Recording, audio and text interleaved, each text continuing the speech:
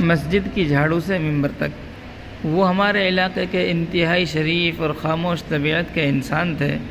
ان کی ایک بڑی خوبی یہ تھی کہ ہر جمعہ کو وہ اور ان کے تمام بیٹے ہمارے محلے کی مسجد کی صفائی کیا کرتے تھے۔ پوری مسجد دھوئی جاتی، پوچھا لگایا جاتا، صاف دھلی ہوئی دریاں بچھائی جاتی، وضو خانہ اور باتھ روم صاف کیے جاتے۔ یہ کارروائی صبح 8 بجے شروع ہو کر تقریباً 12 بجے کے قریب ختم ہوتی۔ درمیان میں 10 بجے بریک ٹائم ہوتا تو ان کے گھر سے پراٹھے اور چائے بھیجنے کا خاص اہتمام کیا جاتا تھا۔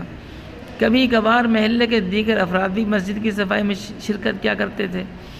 بچپن میں ہم نے بھی ان کی جماعت میں شامل ہو کر مسجد کی صفائی اور پراٹھے کھانے کی کئی بار سعادت حاصل کی ہے۔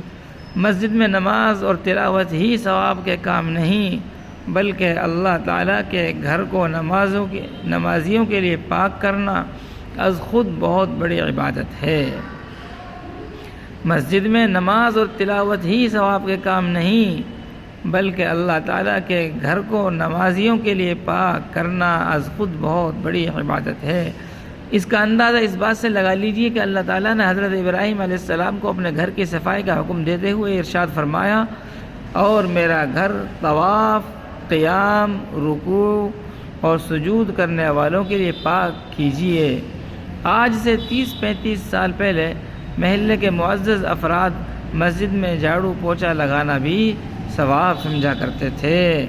ہمارے والد صاحب اکثر فرمایا کرتے تھے کہ شیر خان مسجد کی خدمت کرتا ہے، اس کی اولاد میں حفاظ اور علماء پیدا ہوں گے۔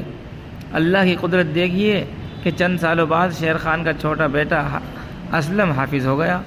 ہمارے والد صاحب نے ان کو مسجد میں مؤذن اور مدرسے میں استاد مقرر کر لیا۔ وقت گزرتا گیا، ہمارے والد صاحب اور شیر خان دونوں اللہ کو پیارے ہو گئے اور ہم برطانیہ آ گئے۔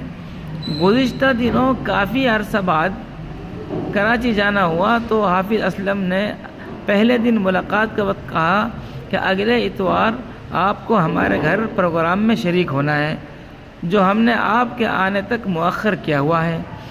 حسب وعدہ پروگرام میں پہنچا تو ان کے بیٹے اور ایک بھتیجے کی حفظ قرآن کی تکمیل تھی اور ایک بھتیجے کا نکاح تھا۔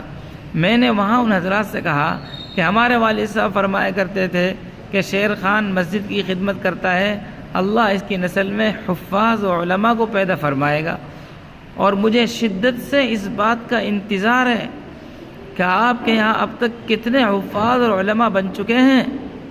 مجھے یہ سن کر بے انتہا خوشی ہوئی کہ شیر خان کی اولاد میں اب تک 7 بچوں نے قرآن حفظ کر لیا ہے، 2 نوجوان عالم بن رہے ہیں اور دیگر چھوٹے کئی بچے حفظ قرآن میں مشغول ہیں۔